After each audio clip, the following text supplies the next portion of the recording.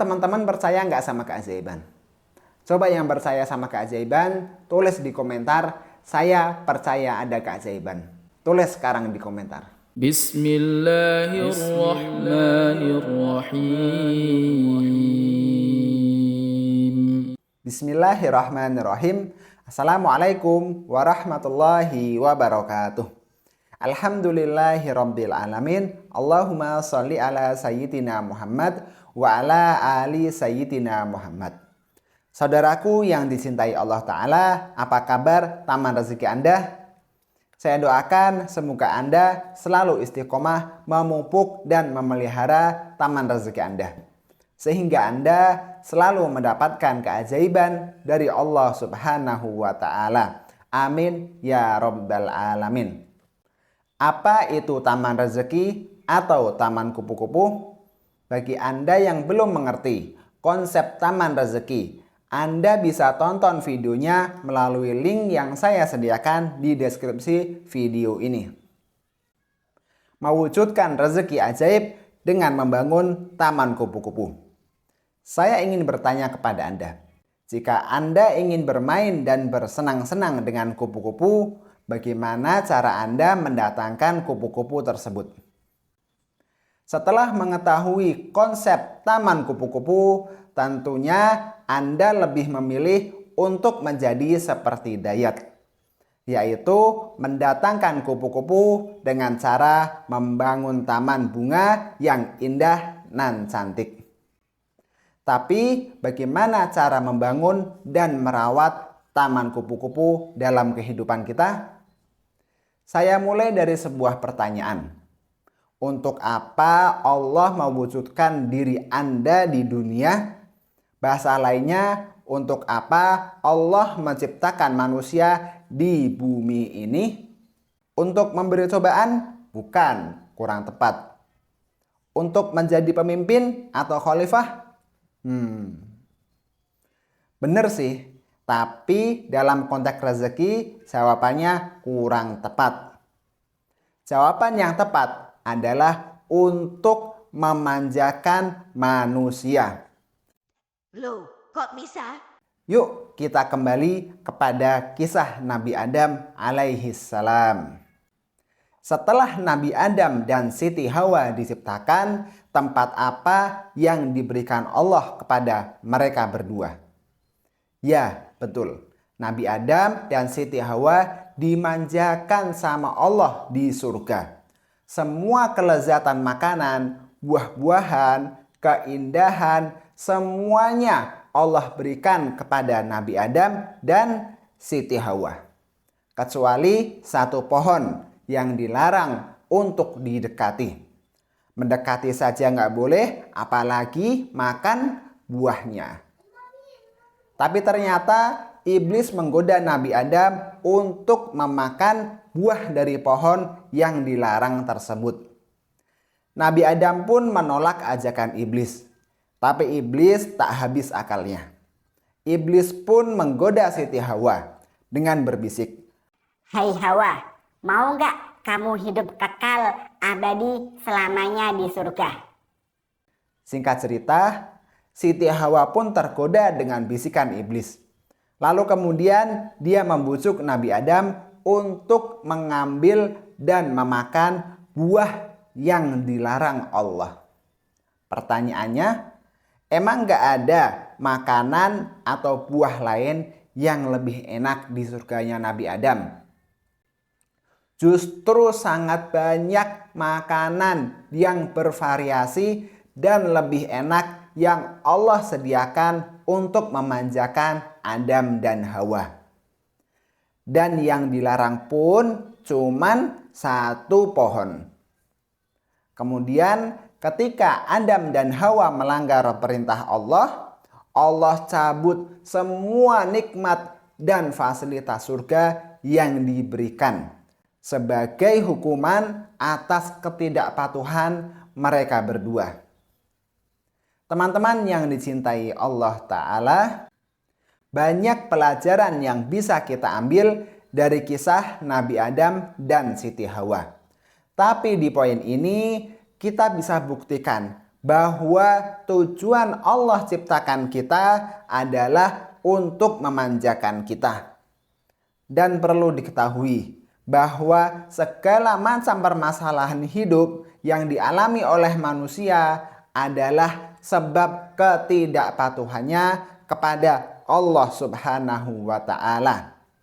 Lalu untuk mewujudkan keajaiban dalam hidup kita, mengembalikan fasilitas yang memanjakan kita, yaitu dengan cara melakukan amalan di bawah ini. 1. Melaksanakan perintah Allah dengan sempurna. Bukan hanya sekedar untuk menggugurkan kewajiban saja, tapi juga melaksanakan dengan sesempurna mungkin. Contoh, sholat wajib 5 waktu. Begitu terdengar suara azan, Allahu Akbar, maka berhentilah dari segala aktivitas, lalu bergegaslah menuju masjid atau musola. Ucapkan dalam hati, ya Allah, aku penuhi panggilanmu, mudahkanlah segala urusanku. Ingat, apapun aktivitas yang sedang kita lakukan, jika azan sudah berkumandang, berhentilah dari semua aktivitas. Karena azan adalah panggilan Allah untuk kita datangi. Kemudian yang kedua, berhati-hati dengan yang dilarang Allah Subhanahu wa Ta'ala. Jika saat ini Anda sedang dalam kesulitan, bisa jadi ini adalah hukuman dan teguran dari Allah Subhanahu wa Ta'ala. Maka mulai sekarang bertaubatlah dari segala dosa di masa lalu. Berjanjilah pada diri sendiri untuk tidak akan mendekati perbuatan dosa sedikit pun. Mata keranjang yang sering melihat aurat wanita, mulut yang sering membicarakan kejelekan orang lain, hati yang sering dengki dan iri, dan segala perbuatan maksiat lainnya. Itu semua yang menyebabkan kita terhalang keajaiban rezeki Allah Subhanahu wa Ta'ala. Maka jika Anda ingin ada keajaiban dalam hidup, berhati-hatilah dari semua perbuatan dosa walaupun dosa kecil. Karena semua perbuatan dosa menyebabkan Anda miskin dan sengsara. Na'udzubillahi min dzalik. Yang ketiga, mengerjakan apa yang disunahkan Allah Ta'ala. Kan sunnah tidak dikerjakan tidak apa-apa. Ini mindset yang tidak benar. Mulai sekarang ganti mindset tersebut. Ibadah sunnah jika tidak kita kerjakan, maka kita sangat rugi. Loh, kok bisa? Ya iyalah, coba bayangkan. Allah mau ngasih rezeki sama kita, tapi kita yang nggak mau nerimanya. Rugi nggak? Rugi banget dong. Karena amalan sunnah itulah yang membuat taman kupu-kupu kita semakin subur dan terlihat cantik. Sehingga hidup kita semakin ajaib. Ketika azan berkumandang, Allahu Akbar, maka datanglah ke masjid atau musola lebih awal. Lakukanlah sholat sunnah 2 rakaat. Setelahnya berdoalah sambil menunggu iqomah. Karena waktu di antara azan dan iqomah adalah waktu mustajabnya berdoa. Dan doa di waktu ini tidak akan tertolak. Kemudian amalan sunnah lainnya, bangun malam setidaknya setengah jam atau 1 jam sebelum subuh. Sholat dan berdoalah di waktu itu. Karena di waktu itu Allah turun ke langit bumi. Apa yang kita minta akan diterima dan akan dikabulkan oleh Allah Subhanahu wa Ta'ala. Kemudian yang keempat, yakinlah seyakin-yakinnya kepada Allah Subhanahu wa Ta'ala tanpa ada rasa ragu sedikit pun.